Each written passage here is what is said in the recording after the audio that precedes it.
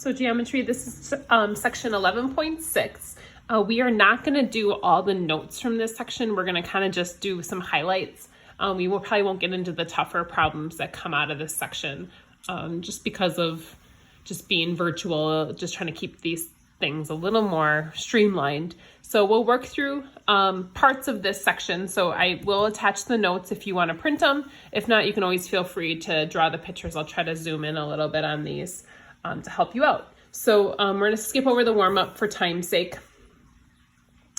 And now we're going to talk about finding area and perimeter of polygons. So regular polygons. So they have to be, remember, regular polygons are all equal sides and all equal angles. So we won't be finding an area of like a polygon that's not necessarily regular. So just like if you drew something like this, now we could find the area of that, but this formula won't apply to that. So regular polygons are all equal sides and all equal angles.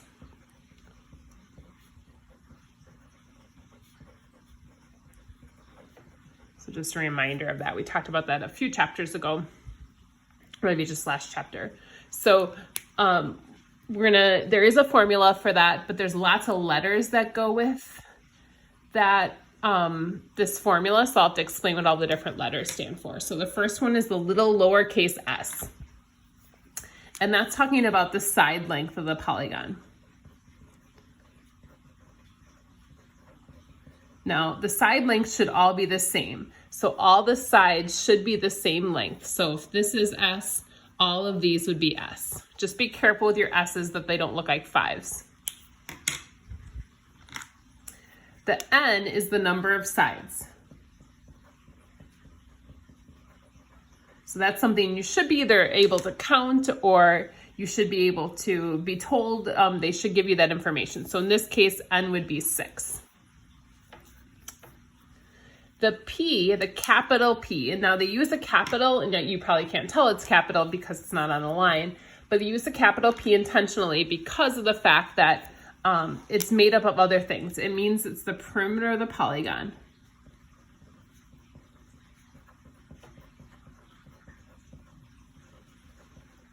Now, the capital P should be pretty easy to find. If I know the side length and I know the number of sides, if this was, let's say 10 and it was 6 sides, it'd be 10 times 6.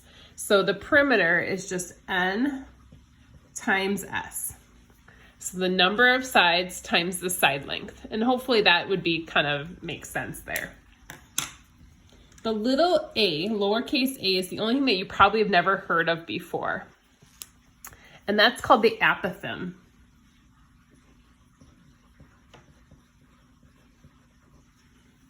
And I'll explain what the apothem is. And I called it apothem for years and then found out that apothem is apparently the more mathematically correct pronunciation, but no judgment anyway about it. So what the apothem is that I go from the center of the polygon straight down to one of the sides and it's perpendicular. So it's the distance from the center to the side. And it's going to be perpendicular.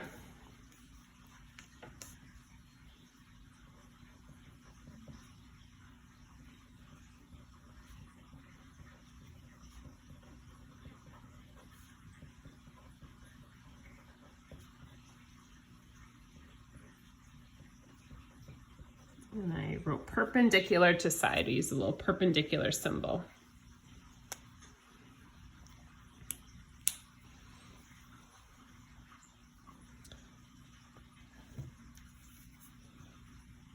And so we're going to have a couple of different formulas for the area, and it's going to use these different letters. So the capital A is the area. Little a is the apothem. So just understanding that those two, one is uppercase and one is lowercase intentionally. That's not like a coincidence. So understand that they do that so that you understand that there is an important difference between those two. So the area formula is 1/2 times P, capital P, times little a. So the perimeter times the apothem. Now you can just kind of bypass using capital P. You can just do 1/2 A times N times S, and N times S is P. So that makes sense that those two can kind of replace one another. So these are our two formulas we need to work with.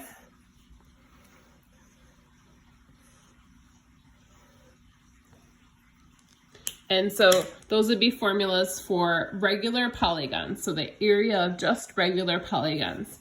Now, any regular polygon this works for, so like a rectangle, a triangle, or not rectangle, sorry, a square or a triangle. Now, sometimes a square or triangle is easier to find another way, but you might see that this formula does work well for that. The only other thing we have to define is the central angle. And we're not going to use this much because we're not going to get into some of these tougher problems with polygons, but I'm still going to mention it. So the central angle is when you connect adjacent vertices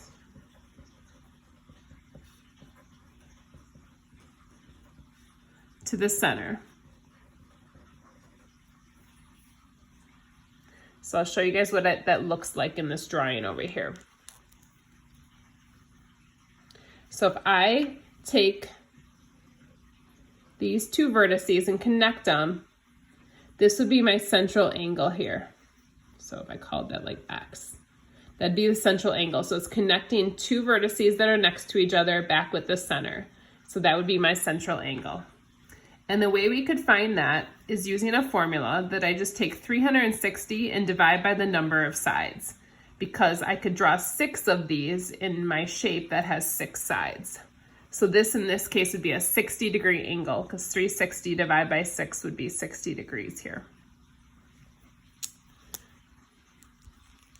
So these formulas that you're going to need for what we're doing today, we're only going to do a few examples because some of the examples on here get harder than I want you guys to get into. We don't have to get into really tough questions with these. I just want you to kind of understand that there are other formulas that go with this. Some of the problems on this sheet involve trigonometry, and I think we'll kind of bypass those for right now. So I'll do these, or at least this example, and then we might pause it here. It says, find the measure of a central angle of this 10-sided figure. So again, that central angle is if I connect the center to two adjacent vertices. So I'm looking for that angle there. Now, if it's a 10-sided figure, I can draw 10 little slices like that, but I only want to know the measure of one. So it's just 360 divided by 10, which would be 36 degrees. So there'd be 10 little 36-degree angles if I drew all those slices in, but this one would just be 36. So I'm going to pause it right now, and then I will do a few examples with you guys of finding the actual area. Again, I'm probably only going to pick a couple of these to do because a lot of them get a lot more complicated, and we don't need to get into that complex of problems. So I will pause right now and then jump back in.